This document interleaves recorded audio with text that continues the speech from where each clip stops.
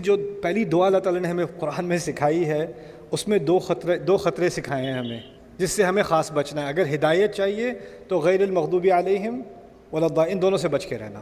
تو پہلے میں مغضوب علیہم کے بارے میں ایک چھوٹی سی بات آپ کے سامنے رکھ دوں، یہود کے بارے میں نہیں، مغضوب علیہم کے بارے میں، کیونکہ یہ کوئی بھی ہو سکتا ہے۔ اس کی سب سے بڑی مثال سمجھ لیں، قرآن میں یہود ہیں، اس کی مثال یہود ہیں، لیکن مثال سے یہ نہیں ہوتا کہ اب باقی کوئی اس میں آ نہیں سکتا۔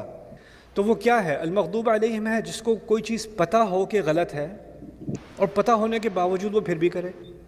کسی کو پتہ ہے کہ صحیح کرنے کا کام یہ ہے، معلوم ہونے کے باوجود وہ پھر بھی نہ کرے۔ آسان الفاظ میں کیا ہے؟ جس کے پاس علم ہو، جس کو پتہ ہو، جس کو سمجھ آ گئی ہو، وہ پھر بھی جان بوجھ کے غلط کرے، وہ تو پھر غصے کا مستحق ہے۔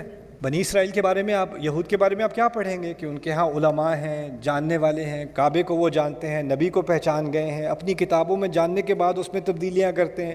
یعنی ان پہ جو تنقید کی گئی ہے وہ یہ ہے کہ تم جانتے ہو، وانتم تعلمون، تم تو جانتے ہو، من بعد ما عقلوہ، سمجھنے کے باوجود، سمجھنے کے بعد یہ کچھ کرتے ہو۔ تو پہلا مسئلہ کس کا ہے؟ ایسے لوگوں کا جن کے پاس علم ہے۔ دوسرا جو خطرہ ہے وہ الضالین کا ہے۔ الضالین کیا ہے؟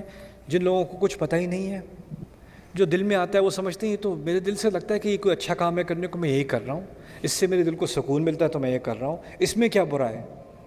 یعنی پیچھے اس کے عمل کے پیچھے نیت اچھی ہے لیکن علم کچھ نہیں ہے، ٹھیک ہے نا؟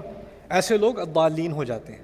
ہوتا یہ ہے تاریخ میں کہ جب علم والے لوگ کرپشن میں ہوتے ہیں نا تو اگلی جنریشن آ کے کہتی ہے یہ عالم سارے تو اتنے کرپٹ ہیں، ہمیں نہیں سیکھنا ہے ان کا اسلام، ہم خود ہی اچھے بن سکتے ہیں، وہ الضالین میں گر جاتے ہیں۔ تو یہ دو خطرے اللہ تعالیٰ نے ہمارے سامنے رکھے ہیں ہدایت مانگنے کے بعد۔ یہ ہدایت مانگنے سے پہلے کی بات نہیں ہے، ہدایت مانگنے کے بعد کی بات ہے۔ یعنی جب اللہ تعالیٰ ہدایت دے تو پھر ان دونوں چیزوں سے بچنا۔